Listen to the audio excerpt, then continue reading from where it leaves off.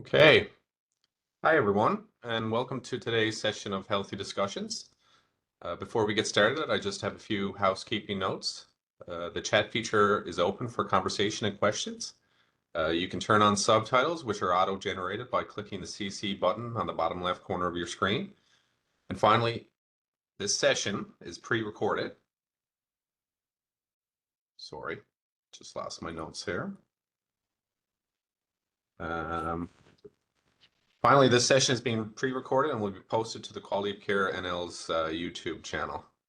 So I'd like to acknowledge that we are joining you from the ancestral territory of the Beothuk, and the lands on which Memorial University's campuses are situated are in the traditional territories of diverse Indigenous groups. We acknowledge with respect the histories and cultures of the Beothuk, Mi'kmaq, Innu, and Inuit of this province. So we invite everyone to offer land or territorial acknowledgements in the chat and to take a moment to reflect not only on why we offer these acknowledgements, but also ways your life and work may contribute to decolonization and reconciliation.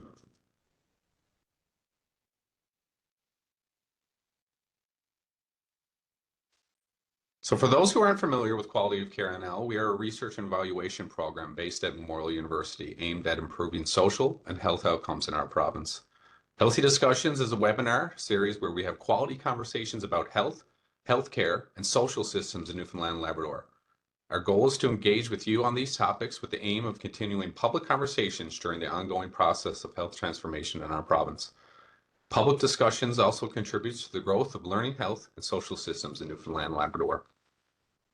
So on the screen right now, you can see a definition of a learning health and social system defined by Health Accord NL in its task force report. This definition might seem complicated the first time you read it, but what it really boils down to is health and social system that continuously improves through a culture of best practice, evaluation, equity, openness, and collaboration. The system learns and gets better, resulting in better care and health for all. Part of that definition states that individuals and families are active participants in all elements. By engaging in sessions like this one, by being an active participant in your own healthcare and wellness, by talking about and acting on issues that impact us as a society, you are contributing to a learning health and social system in our province. September 21st to 27th is Wellbeing Week in Newfoundland and Labrador. Wellbeing Week is a time to learn, engage, support, and take action around the many factors that impact our health and quality of life. We can all play a role in improving health and well-being across the province. Be sure to visit wellbeingnl.ca for a full calendar of events happening across the province this week. So today, our discussion will focus on a service called 211, a free and confidential information and referral service that connects people to human, social, community, and government support. We're happy to have Trevor Freeborn from 211 NL joining us today, along with Kathleen Mather, a health policy analyst from Quality of Care NL. Kathleen has some questions to get our conversation started, but we'll be taking questions from the audience throughout, which you can type in the chat. So without further ado, I'm going to pass it over to Kathleen and Trevor. Thanks, Robert. So yeah, it's great to have you here, Trevor. So my first question for you, for all of us online, is if you could give us an overview of what 211 is. So what service do you provide, and how can people access that service? Sure. Everybody's heard of 911 and 811, and probably years ago when people didn't use cell phones, 411, which we use for information. But 211 is I sometimes characterize it as similar to 911, but it's a provincial service that's for non-emergencies. So if someone dials 211 right now, if they need help with something in their community, if they're experiencing food insecurity, if they're looking for housing supports, any sort of government program or a nonprofit or community service, they can connect with one of our navigators, and we'll conduct what we call an information assessment, a referral, and a follow-up if necessary. I'll just delve in a little bit into the history of 211. So 211 began in the United States in 1976.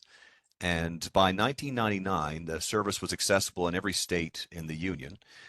It was launched in Canada in 2002. Initially, it was just in Toronto, so it was 211 Toronto. But by 2020, it was launched in every province in Canada, and now it's available all across Canada. And as I said, we're an information assessment, a referral, and follow-up service. So we connect people to basically any sort of social service or supports that exist in the province. And people can, reach us by dialing 211 on their phone. They can go to our website at nl.211.ca. They can send us an email. We also have a chat function on our website whereby people can go to the website and open up a chat box and they will speak to a live person. So it's not AI, it's still one of our navigators who is qualified to look at, our database and recommend resources to people that are appropriate based on their situation. Oh, that's great. So you mentioned these service navigators. So That's right. what exactly is their role? And perhaps you could share a little bit about what kind of background, like if I was wanting to get a job with a service navigator, what kind of backgrounds would you be looking for people in that role? Well, our navigators are typically people that have a background in social work, or they may be trained counselors. Oftentimes, they're former teachers. We have a very low turnover rate amongst our navigators nationally, which I think indicates the integrity and the quality of our service. We have people that are there for 10 or 15 years, which means that they know the services across the country and in Newfoundland and Labrador very well. And they're very quick and adept at recommending helpful resources to folks when they call. So when someone calls, they'll be greeted by a friendly service navigator who's trained and certified by an organization called Inform Canada. And they're the largest, I believe, organization in the country that trains people for this type of service navigation.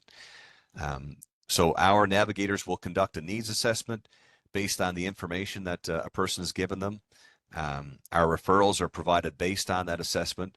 And then we track the inquiries and we record them for purposes of quality assurance and reporting purposes for things like unmet needs. So if we can't meet somebody's need, then we record that information as well.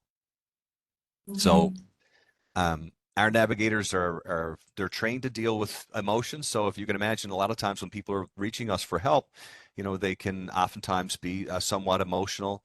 But the navigators, and I've sat in on some of the call listening sessions throughout the country, and I was very impressed by the professionalism of our navigators. They're trained to not get respond to any sort of heightened or negative emotions that a caller might have, and to retain their professionalism and provide the best resources that we can based on somebody's geological or geographical area. Okay. So you mentioned that they might arrange a referral. So how does that referral process work? So oftentimes when people call us, they don't know exactly what it is they're looking for. So they know they have an issue or they have a concern or something that they need support with. And so when they reach one of our navigators, the navigator may already know what service is available for callers in their area based on the issue or the challenge that they're having. If not, then they'll search through our curated database. They'll look for relevant services in the caller's area. And when they find something that they feel is appropriate for the caller, then they'll make a referral. If they can't find something in our database, then they may look at outside sources. So they may, do a simple Google search, look at other search engines or databases that they might have access to. Sometimes if you do a Google search, you'll find programs that used to exist but no longer exist that the caller may be referring to.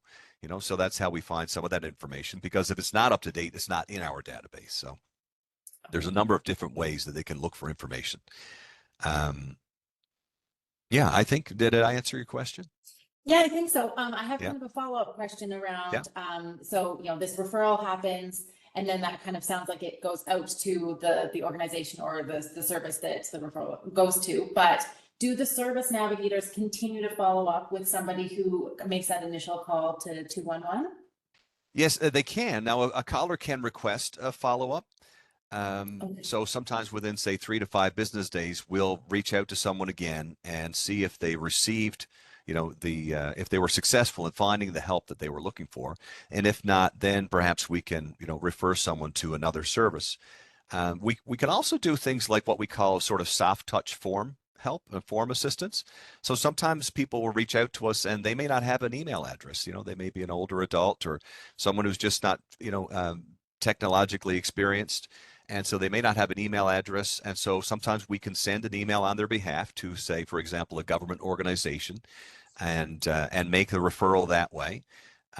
Sometimes we can help people with simple forms. So if there's a form that has, say, 4 or 5 entries, then we can do that. But if it's an extended process, like a multi-page, say a 12-page document or something like that, that's not something that the navigators are equipped to deal with, and it's not really an efficient use of their time.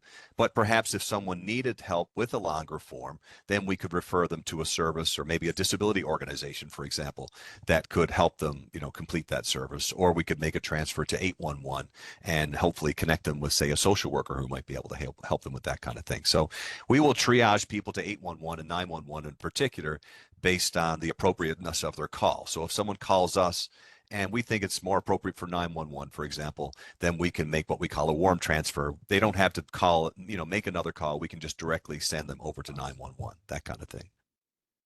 Okay, that's great. Well, I was gonna go off script and ask another question, but you answered it. But Okay. I see Robert has shown up, so I think that means we might have an audience question to go to. Okay. Yes, I kind of have a question on sort of the vein that we're talking about. You talked Mhm. about how service navigators could perhaps continue to follow up with clients. I'm curious of whether or not a client perhaps if a relationship's built. I know you said that they try to stay strong of not attaching themselves too much. Yes. But if a client calls on a frequent basis, can they actually request a certain navigator to speak to? That's a good question. Typically, I don't think they would, and it's not something I've experienced in my call or listening sessions. I think, just for the expedience of the process, we try to answer our calls in less than a minute.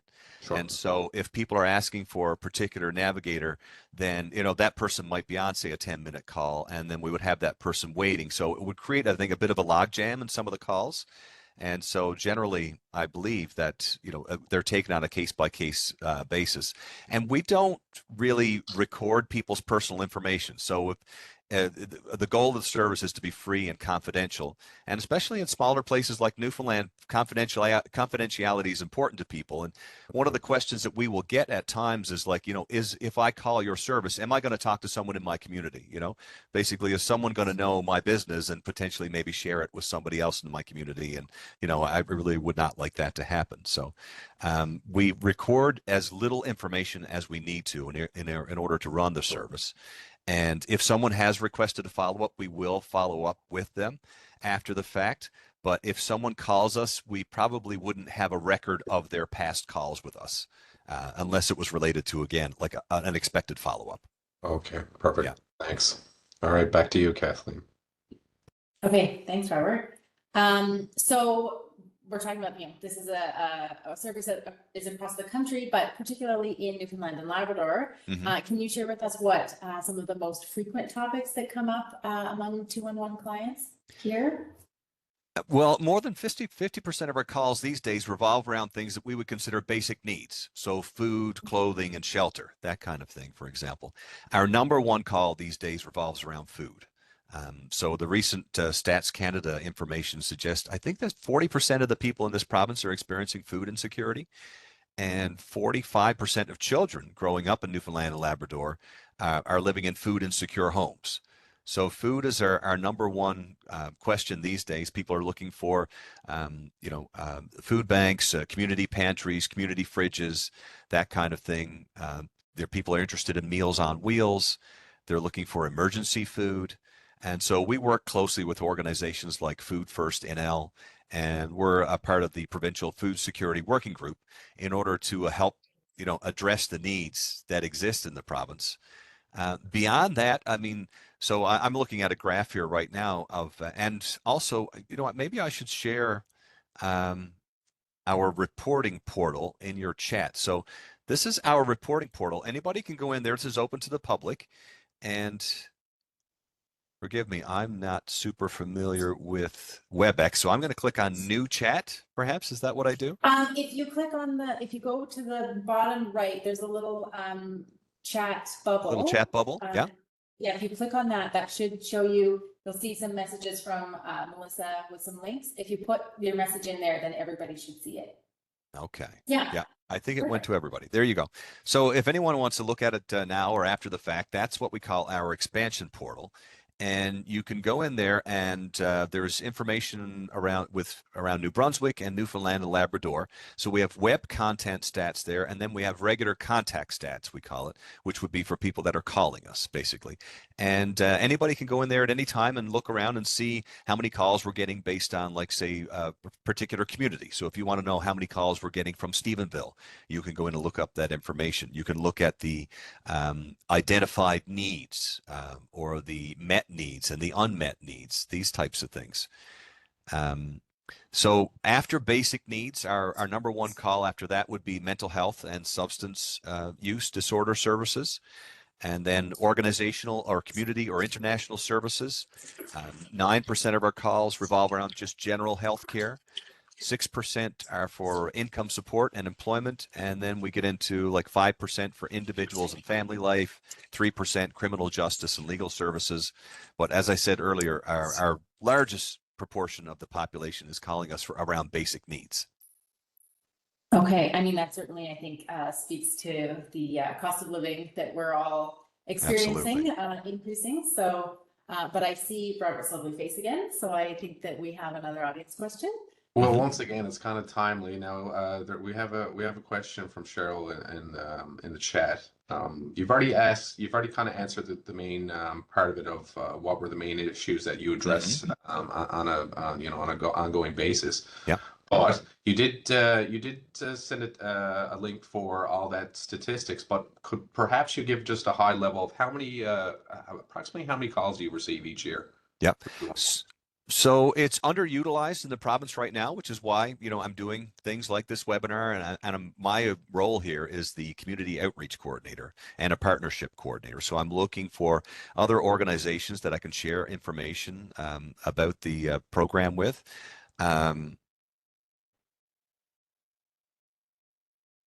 Sorry, I lost my place there. So we get around 500 calls a month right now, and which, compared to, say, a province like New Brunswick, is significantly less. And I think that's because it's been established in New Brunswick for, about, I think, 10 or 12 years, and in Newfoundland, again, only around 5 years. So people are not utilizing it as much as we would like. We want people to call and reach out to us and speak to our navigators in particular. I mean, the website is a great tool, but having people call that navigator and get that assessment, and with someone who has a lot of experience responding to callers and various challenges, they often know the programs like that, and they can make a referral very quickly, especially for frequently asked questions. But right now, it's around 6,000 people a year, something like that, and we're averaging around 500 calls a month. Okay. Well, hopefully we can help get the word out. So certainly you mentioned that you've got this kind of database of resources, and that sometimes when you Google something, it might be a resource that used to exist but no longer exists. Yeah. And certainly I imagine that there's new resources that are popping up all the time. So how does that database that you have get maintained? So we have an editorial team across the country, and we have a national editorial team that edits the database. We have a regional one in the Atlantic provinces, and we have, I think, for the first time in a little while, we had a bit of a hiatus, but now we have a new editorial administrator in Newfoundland. They're based out of Fogo Island. And so, amazing. Okay. yeah, and they work, typical business hours. And we also have a Newfoundland-based navigator that just started about a month ago. So for a while there, we didn't have a Newfoundland-based navigator either, which, even though we have a national service and a lot of people, a lot of the navigators are well-versed in Newfoundland services based on their experience, I think it's good to have, Newfoundland-based personnel working in the system that know some of the nuances and the intricacies of Newfoundland and Labrador, and have, that sort of cultural and geographical understanding. But yeah, we have a regional navigator right now who curates and processes requests to be added to the database. So if someone goes to our website, 211.ca, and goes to the Newfoundland section, they can go to our Contact Us page, and they can submit their service to be added to our database. And so when they do that, the editorial team will look at it and they will basically check and see if this fits our priorities. And so we have an inclusion policy that is like priority 1 and priority 2, and I'll talk about those a little bit in a moment. But so generally, we would like someone's service to be in existence for at least a year. That way, it shows sort of viability and the potential longevity of the service, that they would stick around for a while, and that we wouldn't have a database that was full of, say, broken links or services that have come and gone in a month or something like that. And our database editors will potentially check in with everyone in our database to make sure that our records for them are up to date, that their service still exists, and that we have the appropriate contact information for them, so that we're sending people, the accurate information about how to reach them. So when it comes to our inclusion policy, generally an organization that is a part of our database would have to provide a direct service to the public. They're typically a nonprofit, a community-based, or a government organization. Or if they're a commercial organization, they have to provide what we call first priority services that are not offered by any nonprofits in the sector. And so our first priority service is, and kind of what we talked about earlier around, the majority of our calls, first priority is given to basic subsistence and survival related services. So if anything related to food, clothing, shelter, emergency assistance, crisis intervention, victim services, immigrant and refugee services, physical and mental health services, these types of things would all be first priority services. Second priority services would be things like education, recreation, consumer assistance, and anything to do with the environment. And so we're trying to address, oftentimes we're trying to provide assistance for people who may be experiencing barriers to service because of their language spoken, their ethno-cultural group, age and other risk factors associated with like infants, children, youth, or seniors, and people that are experiencing a low income, unemployment, or a lack of education or literacy. So that would fall into our first priority group and our first priority services. Okay, and I think you kind of answered this, but just to be totally clear, Yeah. so anybody could go to your website and submit a resource for consideration using that criteria that you kind of listed. Yes. Okay. Yeah. Well, Robert's back again, so we'll go back over to you. Mm-hmm. Well, I have a few questions coming in here now. One from Jennifer. It says, I have recently joined the team at LifeWise as the Communications and Fund Development Officer. I know that 811 will directly refer to LifeWise if the person calling is in a mental health crisis. Mm-hmm. So she's just curious if LifeWise is an organization that 211 has on their radar as an option for peer support. And she can certainly let their peer supporters know about 211 as well if it isn't on the radar. Yeah. And I believe it is. I'm fairly certain that LifeWise is in our database. I mean, I have the website actually open right now, so I can search for LifeWise. I used to work at the Coalition of Persons with Disabilities, so I worked relatively closely with the folks at LifeWise at times. That was my background. And yeah, here we are, LifeWise, mental health peer services. We have Mount Pearl office, the St. John's office. We have the Warm Support Line as well. So yeah, we have a few entries in there for LifeWise right now. Perfect. Mm-hmm. We're making connections here. Absolutely. We have another question. Now it's been partially answered, but could 211 be used by family care teams in place of social navigators or link workers? But there has been a description that the 211 is a resource on the family care team resource hub. But so have you been seeing basically any sort of referrals that are coming from family physicians or family care teams? We do receive some. Someone once told me that around 25% of our calls are from people that provide some sort of social supports in the province and in the country. We don't always keep demographic data about particular occupations of the people that call us that, are looking for support oftentimes for their clients. I do have a caller story later. Actually, one of the pre-set questions was around,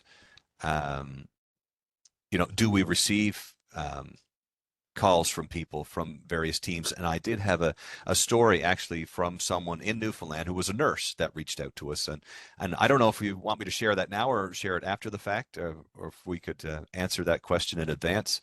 But I guess why don't I go ahead? So one of the questions you sent was, do you know if many healthcare professionals or service providers utilize 211 to help assist their clients or patients?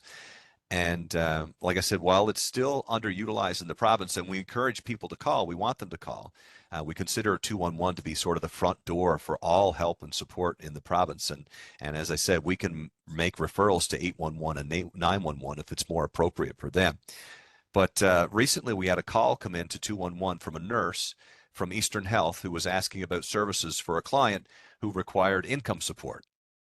And so the nurse wanted to help this client of hers and assist with their application. And so they let the 211 service navigator know that the client had mental health concerns. And the service navigator gave the nurse information about income support and about the application procedures in particular. And the nurse was grateful for the information. The caller had just seen a poster promoting 211 and had decided to call us and try out the line.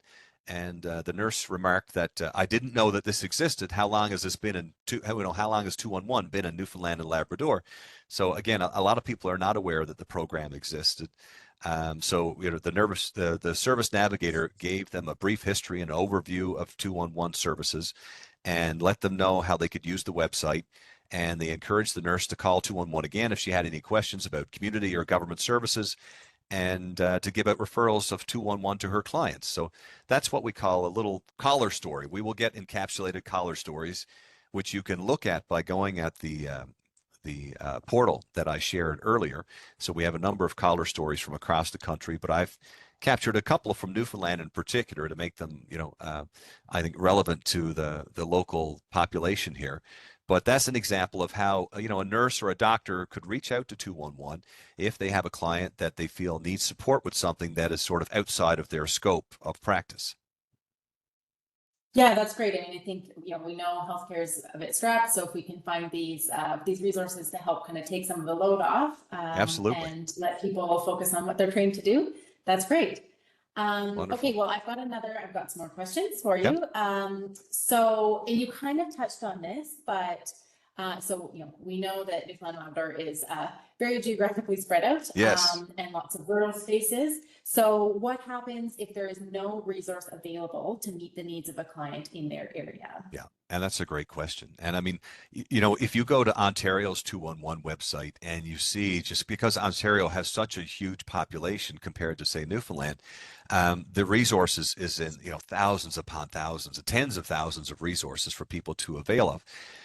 In our database in Newfoundland, I think we're somewhere between 1,600 and 1,800 different entities in our database that we can refer people to.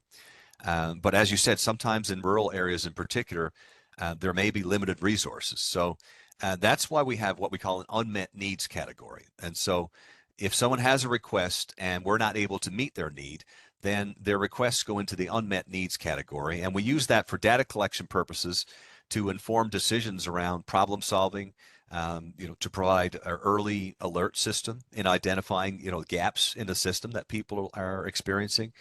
And this will enable advocacy with our partners and service providers and government organizations in particular to look for ways to address these gaps that we've identified and hopefully create programs that will address those gaps in a productive way.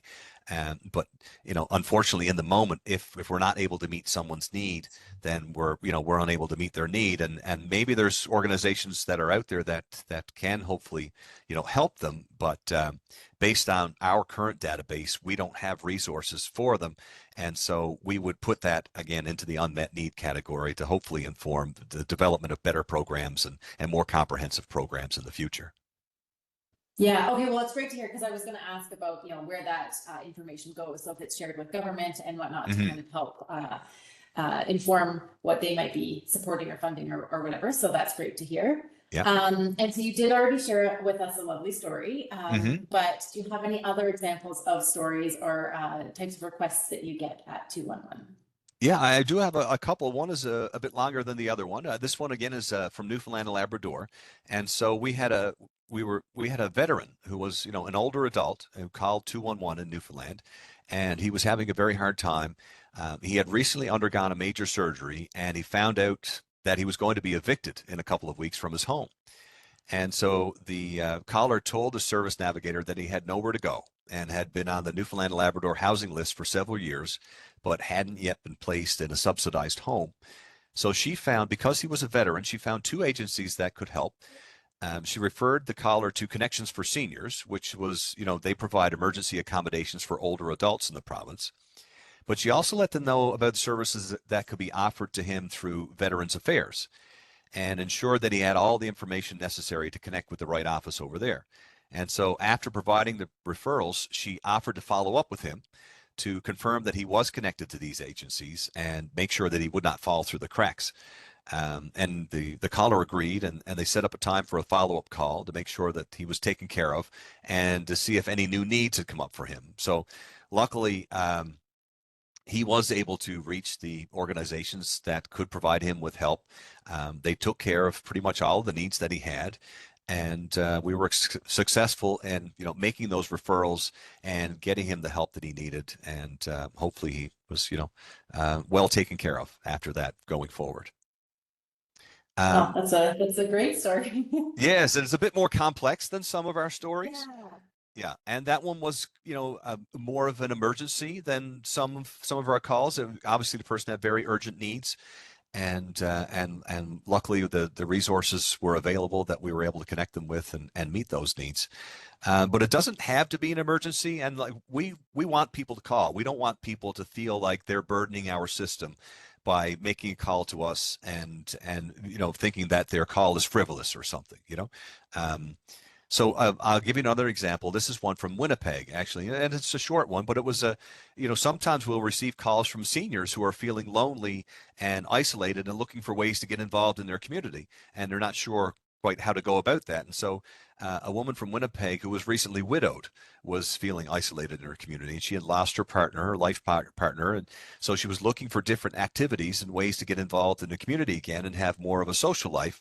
And so our navigator was able to search for a variety of recreational activities in her area and make some suggestions and recommendations, and eventually this person was referred to a couple of different programs in Winnipeg, and we did a follow-up with her, and she was enjoying the services that she had found and feeling happier about her social life and more engaged in the community, and understood that she could call us back at any time if she wanted to be referred to anything else that existed in the community. And so that's one of our feel-good calls for someone that had a relatively simple request, but we're all hearing the information and the statistics coming out around isolation and how unhealthy that can be for people. And I read something, I think yesterday, and they said that isolation and loneliness is the equivalent to smoking 15 cigarettes a day.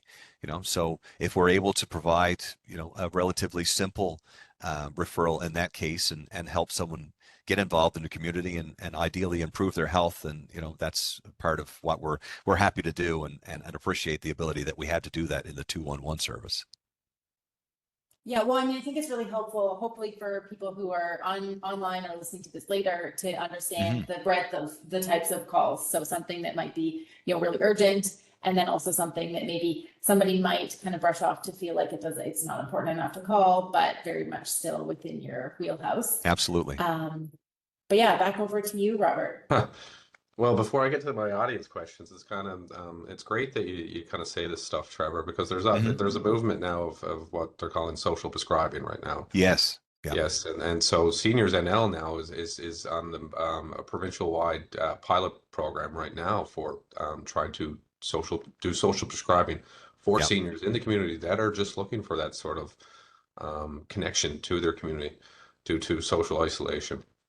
Yeah. But I'll get to the questions here now. So the first question here is, are you connected with NL schools to share with families that way? Yes, we do share resources with NL schools, and just recently, actually, I brought by some like printed materials for them.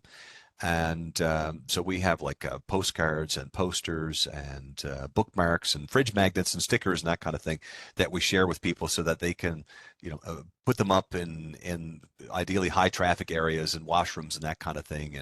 And we work with Memorial University and Kona and deliver materials to them for like student orientation services, because a lot of youth don't realize that 211 exists, and so we're able to ideally connect those people that are experiencing challenges with helpful resources in the community.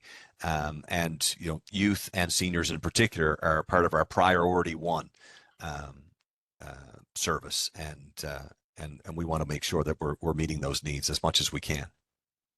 Perfect, thanks. Mhm. And the other question I have is due to the wildfires that have obviously recently happened here in Newfoundland and Mhm. Labrador, did you receive sort of a spike in calls of people who were perhaps displaced?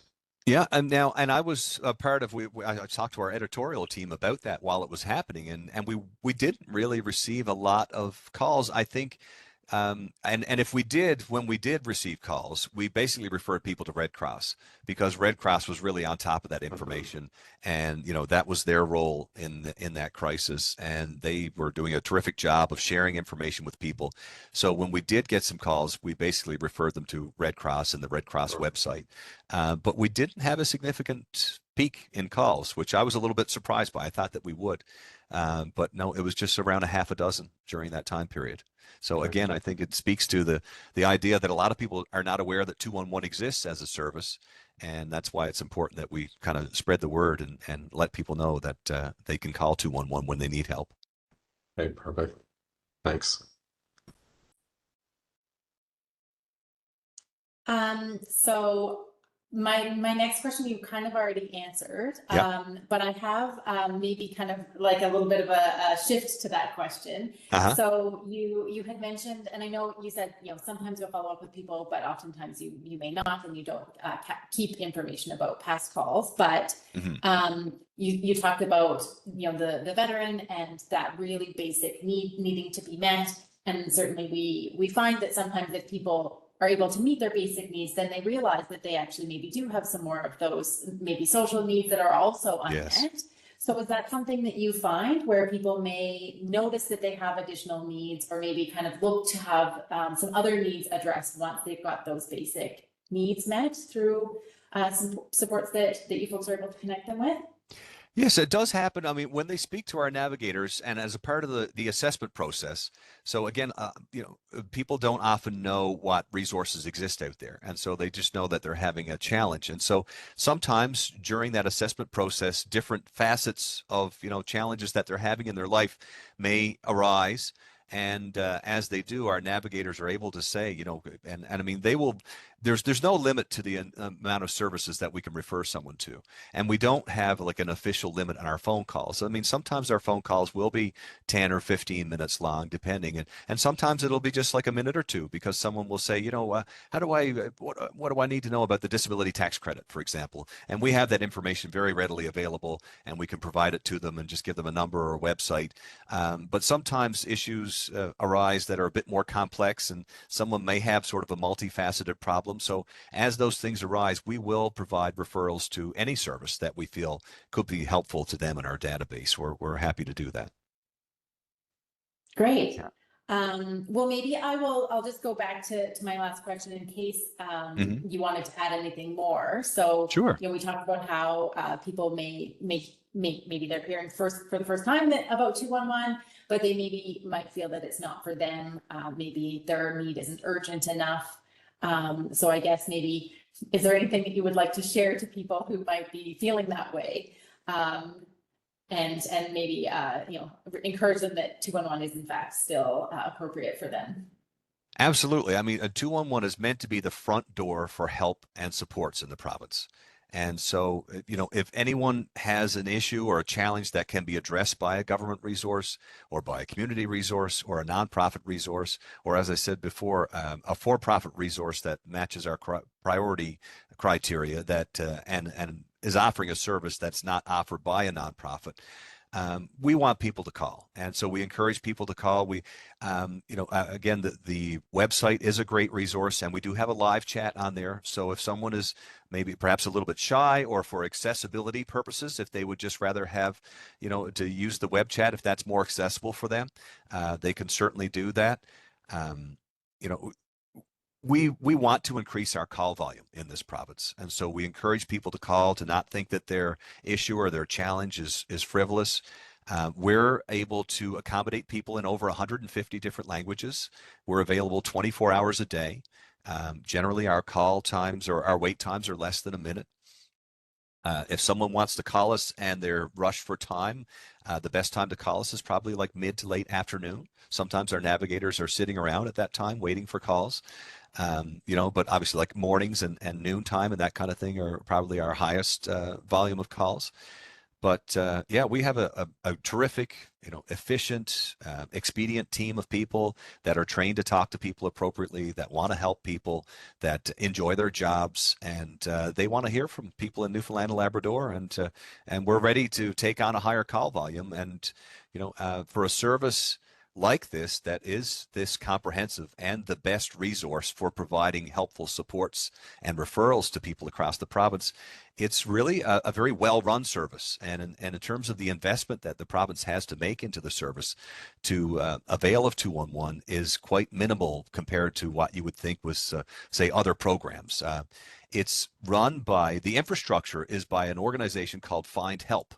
And so they're in the business of providing information and referral and assessment services to people across the country. They're in charge of things like the Kids Help Phone. And so this is their business. They're very good at it. I've been incredibly impressed by the call listening sessions that I've sat in on. And yeah, it's a great boon for the province. And yeah, we want more people to call. So don't be shy. Call 211 or go to the website, and hopefully we can find appropriate resources for you in your area. Perfect. All right. Well, Robert, what do you have for us? I have a couple more questions. Yeah. What sort of environmental resources are you connecting individuals with? That is a good question, and one that I don't have an answer ready for you immediately. But again, I go to our website and look for environmental resources. Sure. Yeah. And while you're bringing this up, this is probably a pretty straightforward question. For individuals without a family physician, can you refer them to walk-in clinics or any sort of area, especially for those who are living in rural Newfoundland and Labrador?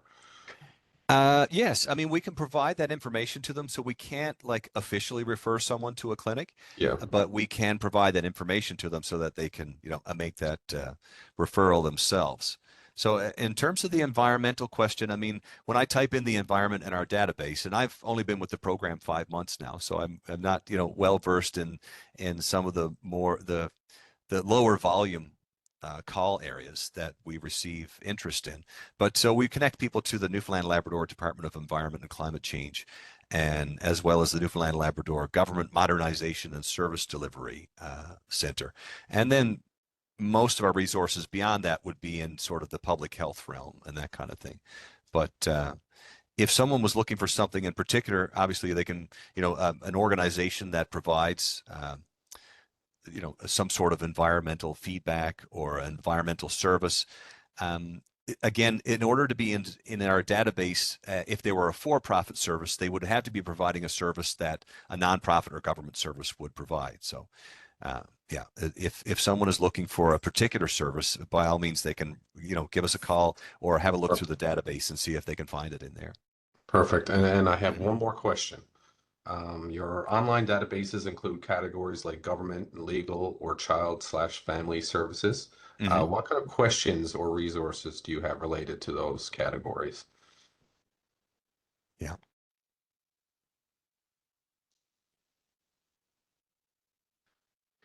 Yeah, and again, I'm going to have to have a look at the website here. And so we have camps, day camps and residential camps, resources for childcare, child mental health, domestic abuse and crisis services, early education, family and parenting support, We have resources around infant formula and baby food, parent-child programs. So it's quite, I mean, and within these categories, there are sub-resources and subcategories of things. So we do have quite a bit here for child and family services. And we're actually talking to the government of Newfoundland and Labrador made an announcement recently that they're developing a new child and youth health strategy. And so they want 211 to be the front door and Nice. to have an expanded presence in that program and to help, refer people. It's a bit of a specialized program, so it would have sort of a different sort of referral pathway network than we would typically have.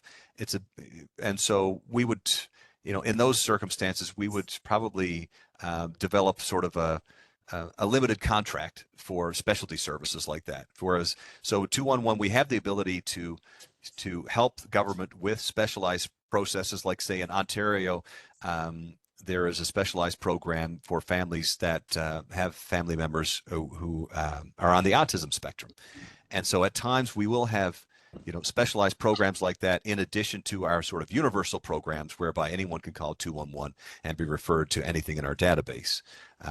Occasionally we will have things that would require perhaps say a secondary contract for something that would require detailed form support. And like I said earlier, we do warm touch form support, but if the government wanted to hire us to do a long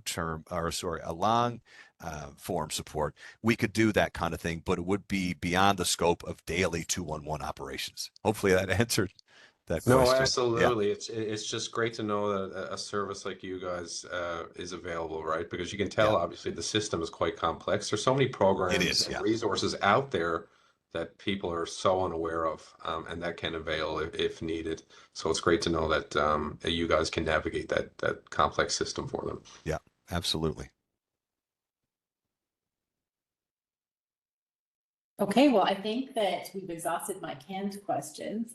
But I'm curious if maybe there's anything, we've talked about quite a spread of things today, but is there anything else that if, somebody's watching this online later, or for the folks who are online right now, that you think is a really good kind of takeaway about 211 that you want to really highlight here? What did I kind of want to leave people with? Yeah, or if there's any, final kind of, or anything that maybe we haven't touched on that you think is really important to have covered. Well, I think really the most important thing right now is the service exists, and it's it's like I said, it's well run and it's efficient, but we're trying to get the word out there. So if anybody is working in an organization that could benefit from 211, or if you have family members or anyone that you think could benefit from knowing about 211, please let them know and have them call us. If you have a service that you would like added to our database, or if you're not sure if your service is in our database, by all means, go to the website and have a look to see if it's in there. And if it's not, then you can go to the Contact Us page and let us know that about your service, and our editorial team will then sort of vet it and see if it's appropriate for inclusion, and we can add it. But yeah, we want to know what's out there, and we also want to let people know that we exist, and we can help connect you with what's out there. Wonderful. Well, yeah, certainly a great resource. At Quality of Care, we've been doing a bit of work recently on just kind of trying to capture information about the social determinants of health. And so much of that seems very much aligned with what services you're providing. And there's certainly a huge need for that. So it's great to know you exist, and hopefully we can help to share the word and boost up those call numbers so that people are able to connect with the resources and supports that they could benefit from. Yes, please do. And I'm available to give like presentations. So I have a brief presentation. It's like less than 15 minutes.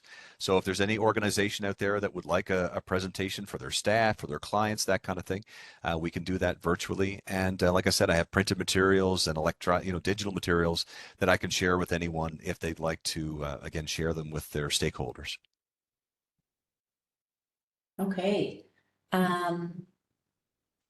Robert, do you have any more audience questions for us? No more questions. more questions. But I know Melissa has put some links in about the 211 service, so I highly recommend people who are online to share this information, and perhaps even just take in the information yourself if it is for the first time for hearing this for this service. So, you know, there's no more questions. So I'll probably just wrap things up, Kathleen and Trevor. So that concludes the time we have for today's session. I want to thank Trevor and Kathleen for leading us through a great discussion on today's topic. You'll see a very short post-event survey on your screen after we end the webinar. We'd appreciate you providing any feedback or ideas for future healthy discussions. So a big thank you to everyone who joined us online to listen and participate in our discussion. And just a reminder that all these recordings of the sessions will be up on our YouTube channel in the coming days, and you can check out the recordings for all previous sessions there as well. So thanks again, everyone. Thanks, Trevor. Thanks, Kathleen. And everyone have a great day. Thank you, everyone. I really appreciate it. Take care.